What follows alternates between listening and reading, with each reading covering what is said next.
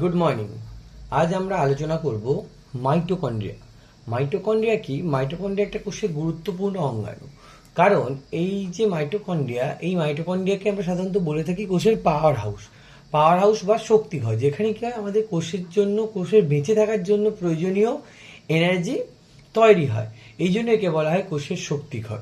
এই এনার্জিকে আমরা কি দিয়ে প্রকাশ করি? এনার্জিকে আমরা প্রকাশ করি এটিপি দিয়ে, অ্যাডিনোসিন ট্রাইফসফেট। এই অ্যাডিনোসিন ট্রাইফসফেটটা এনার্জি প্রোডাকশন করে, সেই জন্য এটাকে বলা হয় মোস্ট অফ দ্য, বেশিরভাগ যে এই এটিপি প্রোডাকশনের ঘটনাটা, বেশিরভাগ এটিপিটাই প্রোডাকশন হয় বিভিন্ন বায়োকেমিক্যাল পাথওয়েগুলো, যেগুলো সমস্ত কিছু মাইটোকন্ড্রিয়ার মধ্যেই ঘটে থাকে। এখানে আমি একটা গ্রাফিক্যাল একদম অ্যাব্রাক্ট স্ট্রাকচার একটা দিয়েছি। মাইটোকন্ড্রিয়ার একটা আউটার একটা বাহ্যিক মেমব্রেন রয়েছে, আবার ভেতরে একটা মেমব্রেন রয়েছে, দ্বিপর্দাযুক্ত অ্যাকচুয়ালি মাইটোকন্ড্রিয়া। বাইরে পর্দা একটা রয়েছে, একটা ভেতরে রয়েছে। আর ভেতরের পর্দাটা ভেতরের দিকে ভাঁজ হয়ে গিয়ে ক্রিস্টি তৈরি করেছে। আর মাইটোকন্ড্রিয়ার ভেতরে ডিএনএ মলিকিউলস থাকছে। আর মাইটোকন্ড্রিয়ার যে ভেতরের পর্দা, তার মধ্যে যে ফ্লুইডটা আছে তাকে বলা হয় ম্যাট্রিক্স। ওকে, চলো আমরা যাই মাইটোকন্ড্রিয়ার গঠন। মাইটোকন্ড্রিয়ার ডবল মেমব্রেন দ্বারা আবৃত। ডবল মেমব্রেন মানে কি? দ্বিস্তর পর্দা। এর প্রধান অংশগুলো কি? বাইরের ঝিল্লি, বাইরের ঝিল্লি যাকে আমরা বলি আউটার মেমব্রেন। তো এই বাইরের ঝিল্লিটা কিরকম? মসৃণ। It is a very smooth actually and porous. Porous mean ছিদ্রযুক্ত। অ্যাজ এ রেজাল্ট, যার জন্য কি হয়, অনেক ছোট ছোট মলিকিউল, ছোট ছোট পার্টিকেলস, যেগুলো কি করে সহজে এই মেমব্রেনের মধ্যে দিয়ে প্রবেশ করতে পারে। অন্তঃঝিল্লি স্থান। ভেতরে আমি বললাম কি বাইরে একটা মেমব্রেন রয়েছে, ভেতরে একটা মেমব্রেন রয়েছে। বাইরের মেমব্রেনের, ভেতরের মেমব্রেনের বা বাইরের পর্দা ভেতরের পর্দার মাঝের যে ফাঁকা অংশ তাকে বলা হয় অন্তঃঝিল্লি স্থান বা ইন্টার মেমব্রেন স্পেস। বাইরের আর ভেতরের ঝিল্লির মাঝে ফাঁকা স্থান, এখানে প্রোটন জমা হয়। কখন প্রোটন জমা হয়?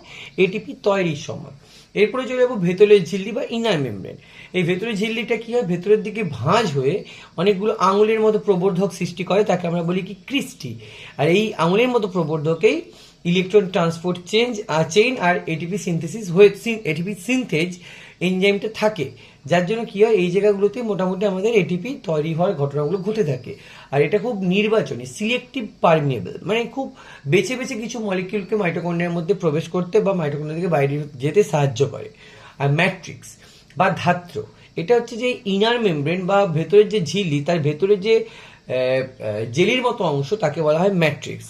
এতে কি কি থাকে? এর মধ্যে সার্কিউলার ডিএনএ বা বৃত্তাকার ডিএনএ, রাইবোজোম। কোন টাইপের রাইবোজোম থাকে? Mostly 70S ribosome. বিভিন্ন প্রকার এনজাইম, যেগুলো কি করে? ক্রেবস সাইকেল ঘটাতে সাহায্য করে। ওকে, এখানে দেখো ছবিটা আমি দিয়েছি।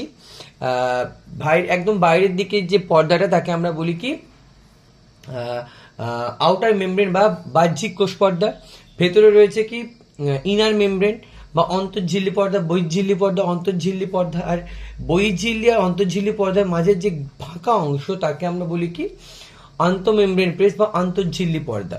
ওকে, আর এই ভেতরের যে ইনার মেমব্রেন বা অন্তঃঝিল্লি পর্দা ভেতরের দিকে ভাঁজ হয়ে আঙুলের মতো প্রবর্ধক সৃষ্টি করেছে, এগুলোকে আমরা বলে থাকি কি? ক্রিস্টি। এছাড়াও কি হয়, এই মাইটোকন্ড্রিয়ার ভেতরে যে জেলির মতো অংশ থাকে তাকে বলা হয় কি? ধাত্র বা ম্যাট্রিক্স। এই ম্যাট্রিক্সের মধ্যে অনেক গোল গোল ডিএনএ দেখতে পাওয়া যায়, যাদেরকে আমরা বলি কি? Circular DNA. ওকে, এইবার আমরা যাবো কি মাইটোকন্ড্রিয়ার কার্যাবলী। মাইটোকন্ড্রিয়া কি কি কাজ করে? ফার্স্ট কাজ আমরা বললাম কি মাইটোকন্ড্রিয়াকে কোষের শক্তিঘর বলা হয়। তার মানে কি? মাইটোকন্ড্রিয়া কোষের শক্তি উৎপাদনে সাহায্য করে। এই শক্তিটা কিসের, কোন মানে কোন মোডে, কিভাবে তৈরি হয়? শক্তিটা এখানে এটিপি হিসেবে তৈরি হয়। কোষ শ্বাসের মাধ্যমে এটিপি তৈরি করে। প্রধান ধাপ কি বলেছে? Glycolysis, Krebs cycle, electron transport chain. এই তিনটে মেনলি সাইকেলের মাধ্যমে মোস্ট অফ দ্য এটিপি তৈরির কাজটা ঘটে থাকে। কোষ শ্বাস বা সেলুলার রেসপিরেশনস কি? গ্লুকোজ ভেঙে শক্তি উৎপাদন। আমরা সবাই জানি গ্লাইকোলাইসিসে গ্লুকোজ ভেঙে কনভার্ট হয় কিসে? পাইরুভেটে। এই সময় এটিপি প্রোডাকশন হয়। আবার এই পাইরুভেট ব্যবহার করেই আমার হচ্ছে যে টিসি সাইকেল চলে, সেখানেও এটিপি প্রোডাকশন হয়। ইলেকট্রন ট্রান্সপোর্ট চেনটা চলে, সেখানেও এটিপি প্রোডাকশন হয়। ওকে, তো এই গ্লুকোজ ভেঙে যে এটিপি প্রোডাকশন, সেটাকে বলা হয় কি? কোষ শ্বসন বা সেলুলার রেসপিরেশন। অক্সিজেন ব্যবহার করে জল ও কার্বন ডাইঅক্সাইড তৈরি হয়। অ্যাপোপ্টোসিস কি? কোষের প্রোগ্রাম মৃত্যু নিয়ন্ত্রণ করে। কোনো কোষের যে ধরো প্ল্যান্ট ডেথ, কোনো কোষ যে মারা যাবে, সেটাকে কিভাবে বা কোনো একটা এমন কিছু তৈরি হয়েছে যাকে আমাকে শরীর থেকে ডিস্ট্রয় বা ধ্বংস করে দিতে হবে। তো সেগুলোকে প্রোগ্রামড ডেথ বলা হয় বা প্ল্যান্ড ডেথ বলা হয়। এই কোষকে যে একটা প্ল্যান করে মেরে দেওয়ার ঘটনা, সেটাও কিন্তু ঘটাতে সাহায্য করে কি আমাদের মাইটোকন্ড্রিয়া। এছাড়া কি হয়, ক্যালসিয়াম সংরক্ষণ, কোষের মধ্যে ক্যালসিয়াম নিয়ন্ত্রণে সাহায্য করে, তাপ উৎপাদন, ব্রাউন ফ্যাট কোষের তাপ উৎপাদন করে। এছাড়াও মাইটোকন্ড্রিয়ার কিছু স্পেসিফিক ফিচার বা বিশেষ কিছু বৈশিষ্ট্য রয়েছে। এই নিজের ডিএনএ রয়েছে, আরএনএ রয়েছে, স্বয়ংক্রিয়ভাবে বিভাজিত পারে, মানে অটোনমিক্যালি ইট ক্যান বি ডিভাইডেড। ওকে, মাতৃসূত্রে বংশগত হয়, it can comes from mother to the inherent.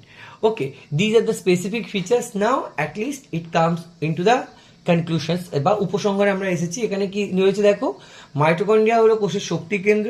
এটি শুধু যে এটিপি প্রোডাকশন করে তা নয়, but it also helps in the life and death. It also control the life and death of a cells. এটা আরও কি করে, একটা কোষের জীবন আর মৃত্যুটাকেও নিয়ন্ত্রণ করতে গুরুত্বপূর্ণ ভূমিকা পালন করে। ধন্যবাদ।